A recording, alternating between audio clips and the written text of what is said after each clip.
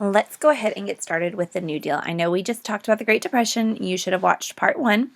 If you start talking about the Great Depression, the causes of the Great Depression, a lot of people try and tell you that there's one cause of the Great Depression.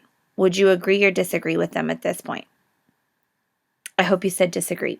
There's lots of things that we're talking about that caused the Great Depression. You can trace it all the way back to the 1920s. You can trace it to the Republican policies, the return to normalcy, the increase in tariffs, the decrease in taxes for the wealthy, which means a decrease in government spending, a return to just do whatever business wants, which is a return to what kind of policy? Oh, I hope you said laissez-faire. You can trace it back to the fact that the financial system of the country was basically in collapse around 1928 and 1929. There were no regulations, so the stock market just absolutely collapsed. Everybody was buying on margin. And do you remember what buying on margin means? Buying on credit. Which means they bought tons and tons of stock figuring they'd sell it quick with speculation, and then all of a sudden they couldn't sell it because the margin call came in, and all of a sudden we collapsed. And then remember, the banks were invested in the stock market and they'd made really bad loans, and then all of a sudden the banks collapsed, which costs a run on a bank. And then all of a sudden nobody has any money, and then my farmers really got hosed because their land just started blowing away. What am I talking about there? The Dust Bowl. And there's so many things that we can talk about that caused the Great Depression. But one thing that I really want you to make sure you know is how we kind of changed our attitudes in the Great Depression. So what we're going to do here is we're going to start right here on this slide, A Time for Change, and let's get down the election of 1932 right here. Hoover is going to be running as a Republican again. But let's be honest with ourselves. What did I say? Hoover... What did he do? He sucks. Just like the vacuum, okay? He has Hoovervilles. Do you remember what they were? Hope you do. Shanty towns, basically. Hoovervilles with Hoover blankets. He's basically saying, just work harder, just work harder. Well, that's nice in the first year, but then after you still don't have any money or food and you're having to eat at bread lines and you have no job, he's saying, just work harder, just work harder. Remember, rugged individualism. And then he decides to turn his back and he sends the army in to, basically hurt a bunch of veterans. You guys remember what that was called? The bonus army situation where the World War I veterans said, hey, give us our bonuses. And the Congress said no. And Hoover said, now you leave, or if you don't, I'll send in the army and tear gas you. Oops, that didn't work out well. So basically in 1932, when Hoover comes in and says, hey, let me have another crack at this. I built the Hoover Dam, which used to be called the Boulder Dam, by the way. But he said, I built the Hoover Dam and I'm kind of helping, but he wasn't providing direct aid. And then you have the Hoovervilles and you have the bonus. He wasn't going to win. And remember, when we're mad at Republicans, we vote for Democrats. Just like when you were mad at Woodrow Wilson, he was a Democrat, you voted for a Republican in the 1920s. So we have a mood swing. And all of a sudden, the Democrats put up who he is right here. Franklin Delano Roosevelt, Democrat, literally one of the most important presidents of all time. I am not kidding you. He is a cousin of Teddy Roosevelt. I will say that, and you know how much I love Teddy, and I am going to love Franklin Delano Roosevelt as well, but he will have his problems as well. Republicans blame for the economic hardships in the late 1920s, 1929s, when everything came crashing down and the stock market crashed on Black Tuesday. I hope you said that. FDR says, I got a new deal for you. We're, instead of going to just standing here and watching this happen, Hoover, he said, I'm going to help you out. I've got everybody say this with me, what does he give you? A new deal. So that's how we see Roosevelt take over. Now, Herbert Hoover was only a one-term president, so ironically, Hoover has to escort Franklin Delano Roosevelt to the inaugural. And so here is the picture of Hoover escorting Franklin Delano Roosevelt to the inaugural, where he raises his right hand in 1933. And this is the cover of the New Yorker. You can clearly see that Roosevelt is very happy with his win, and is Hoover really happy? Well, he shouldn't have sucked. Now, FDR and Hoover, FDR's inaugural, Americans believed FDR could get this country out of the Great Depression, put people back to work, and one of the most famous things at any inaugural parade ever, any inaugural speech ever, is the very, very famous saying, "The only thing we have to fear is fear itself." Franklin Delano Roosevelt basically looks at the country and says, "I will help you. We will get out of this situation and we can do it together."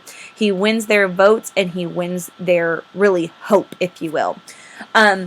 Franklin and Eleanor Roosevelt, go ahead and pause this, get this down, then come back to me. Okay, so they promised a New Deal to the American people. They were Democrats. And yes, this is Eleanor Roosevelt right here. I don't often talk a lot about the wives of the presidents. The last really wife president that we talked about, we talked a little bit about Wilson's wife ran the country for 6 months. I mean, we may have talked about Mary Todd Lincoln being a little nuts. She was. But really, the other wife that we really talk about is, Abigail Adams, John Adams' wife. She wrote him a letter during the Declaration of Independence, and the Constitutional Convention said, "Remember the ladies." And man, Eleanor Roosevelt would have loved to meet Abigail Adams because she's going to be a staunch supporter of women as well. But Eleanor Roosevelt is no joke one of the most amazing first ladies we have, and we'll get to her in a second. But when I put Franklin and Eleanor Roosevelt on here, not just Franklin Roosevelt, she's going to be important. Now, the one thing that I love that Franklin Roosevelt did is he really, I'm going to be honest with you, he gave the country hope. He said, we can get out of this depression together. He was a governor from New York. Shocking, because that's where Teddy was from.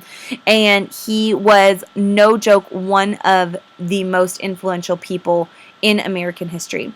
One thing that I love that he did, and here's something I am going to want you to circle, is he used these things called fireside chats, because during the 1920s, what had every single person in this country bought and put in their living room? A radio. And he said, listen, I like jazz too, but how about we go ahead and get news off the radio, or you listen to me and what I'm going to do to fix the radio, or fix the country on the radio. So he used these as radios as informal or to console the public. He said, listen, we're going to get out of this together, and this is what I'm doing to help you. We'll talk a lot about that later. FDR appealed to the common man. Oh, here's the interesting thing. Not a lot of people know. He was crippled by polio. When he was younger, he contracted polio. And when FDR becomes president, it's ironic because you notice he's standing right here, yes, with Eleanor. Do you notice there's somebody behind him? Do you also notice that he has his hand on the pole, steadying himself? You are looking at one of maybe 15 pictures of him standing. The other thing, if you go back to this slide right here, do you notice the blanket over his legs? Another way that he was trying to hide his disability, I guess is the right word, not crippled. His crippledness, that's not even a word. But with that, he is definitely going to appeal to the common man because he knows how to pull himself up. He knows how to get on his feet and say, let's get out of this. And that's going to appeal to the public. Eleanor became the eyes and ears for her husband. I am telling you, Eleanor Roosevelt did more than any other first lady in American history. She would go out and look at the country. She would interview people. She would say, how can we help you? How can my husband help you? Because let's be honest, someone who has polio and is crippled cannot get out into the country. One of FDR's needs was to get on the level of Americans and say, how can I help you? He uses Eleanor a lot for that. Promised to help people through the Great Depression with direct, circle that right there, highlight it, circle, highlight, governmental involvement, which is the exact opposite of who was the president before who sucked? Hoover. So that's going to be the massive difference. I love this picture. Now, okay, here's the mean part of me.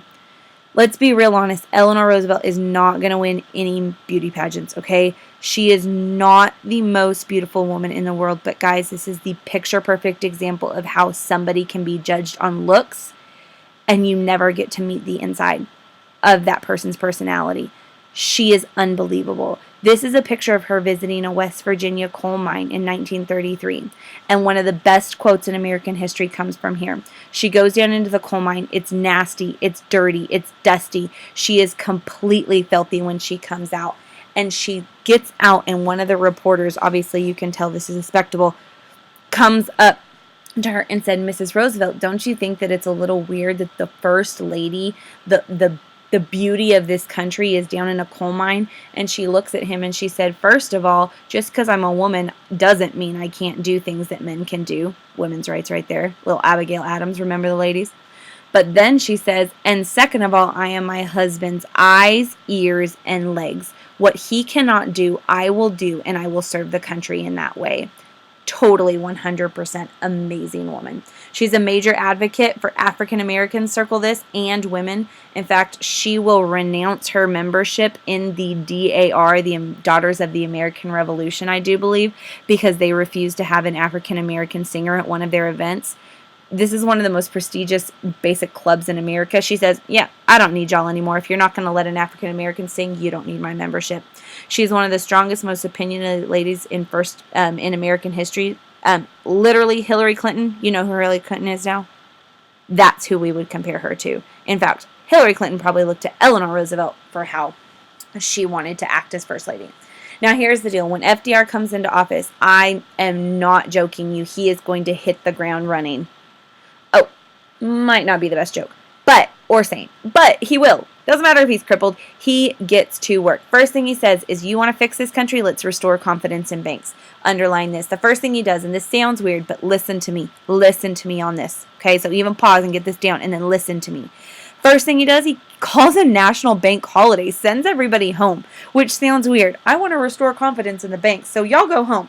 But here's what he does. He literally sends everybody home, closes all the banks, and has Congress pass, underline, highlight, the Emergency Banking Relief Act, which is also going to be known as the Glass-Steagall Act. There's two parts of it, and this one was in 1933. Basically, what he does is he closes all the banks. He sends in federal examiners to survey the banks to check them out, to see if they're healthy banks or they're sick banks. Are you about to close your doors, or are you actually doing good for yourself? He sends in these federal examiners. He says, is this a good bank? Is this a bad bank? He issues licenses to those financially sound, healthy banks. And then he opens up only the ones that are safe and financially sound and healthy. And then he says, literally, I got to let people know which ones are good and which ones aren't. The first thing he does after he calls the bank holiday, after he figures out which ones are good and which ones are bad and gives them his seal of approval, he goes on the Fireside Chat. Y'all remember where that is? Where's the Fireside Chat?